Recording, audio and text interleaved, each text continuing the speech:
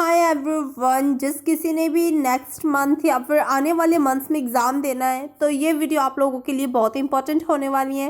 Specially उन लोगों के लिए जिन्होंने फर्स्ट टाइम देना है। अगर आप सेकंड टाइम के लिए तैयारी कर रहे हैं तो भी आप लोगों के लिए बेनिफिशियल हो सकती है कि आप अपनी जो मिस्टेक्स को रिपीट न करें। So started with don't do this. So guys, आपको क्या क्या चीज़ें नहीं करनी है। सबसे पहले आप ध्यान रखिए कि स्पीकिंग और रीडिंग ये दो मॉड्यूल है जिसमें आप बहुत ज़्यादा नर्वस होते हैं। लिसनिंग गाइज सबसे सिंपल होता है, उसमें भी काफ़ी लोगों के 6.5 तक रह जाते हैं।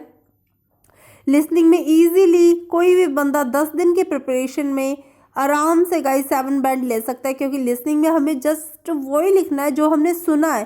स्पेलिंग हमें लगभग आती है, ऐसा कुछ नहीं होता कि स्पेलिंग्स में ज़्यादा मिस्टेक होती है। बट आप घबरा कब जाते हैं जब आपको लगता है कि अरे क्या हुआ, ज़्यादा बोल तो नहीं गए या फिर हम पीछे तो नहीं रह गए। तो अपने माइंड में आप ज़्यादा एडवांस सोचने लग जाते हो। तो आपको करना क्या है, आई होप कि सारे स्टूडेंट समझ रहे होंगे कि आपको लिसनिंग में जस्ट अंडरलाइन करने हैं जो जो वर्ड्स आपको बोले जा रहे होंगे। अगर आप कंफ्यूज है 2-3 वर्ड्स में तो आप वही लिख लीजिए और एंड में आप कंक्लूजन लिखाइए। सेंटेंस फॉर्मेशन बना के देखिए कि कौन सा सही लग रहा है।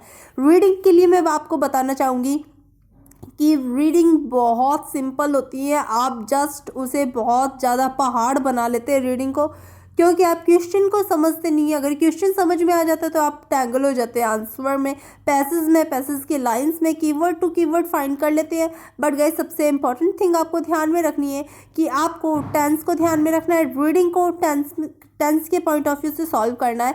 जिस टेंस की बात इन्होंने पूछी, ऑब्जेक्ट वगैरह सब्जेक्ट वगैरह ध्यान में रखे, उसी बात को आप पैराग्राफ में फाइंड आउट कीजिए। वो मिल गई तो आपका आउट और आप मान के चलिए कि 6.57 तो कहीं पे ही नहीं गए अगर आप ज़्यादा से ज़्यादा मिस्टेक भी करते हैं तो। And next thing about writing, देखिए गाइज, राइटिंग का सबसे सिंपल सा आप लिखिए स्ट्रक्चर। कोई ज़्यादा आपको यूज़ नहीं करना है, रीफ्रेजिंग करना आता है, बस इतना बहुत है। कोई आपको general line, thesis line learn करने के लिए ज़रूरी नहीं है कि हर एक टॉपिक के लिए आप लाइन्स लर्न करते रहें। जितना सिंपल हो सकता है लिखिए। देखिए गाइज, एक स्टूडेंट की मैं आप लोगों को बात बता रही हूँ, बहुत सिंपल लिखता था, बहुत सिंपल। हम जैसे इंस्टीट्यूट में भी हम लोग बोल देते कि टू एम्बार्क विद से फर्स्ट वाला पैराग्राफ शुरू करो, वो उससे भी नहीं करता था। तो उसके गाइस लिटरली मान के लिए 7.5 राइटिंग में बैंड आए हैं। ये बिलीव नहीं हो रहा है कि इतने सिंपल राइटिंग में वो इतने बैंड दे देते हैं। तो ये बात आपको ध्यान में रखनी कि जितना सिंपल हो सके सिंपल लिखो, बट ये बात ध्यान रखो कि आपका आइडिया स्ट्रांग होना चाहिए, टेंस में कोई प्रॉब्लम नहीं होनी चाहिए, ग्रामर की मिस्टेक नहीं होनी चाहिए।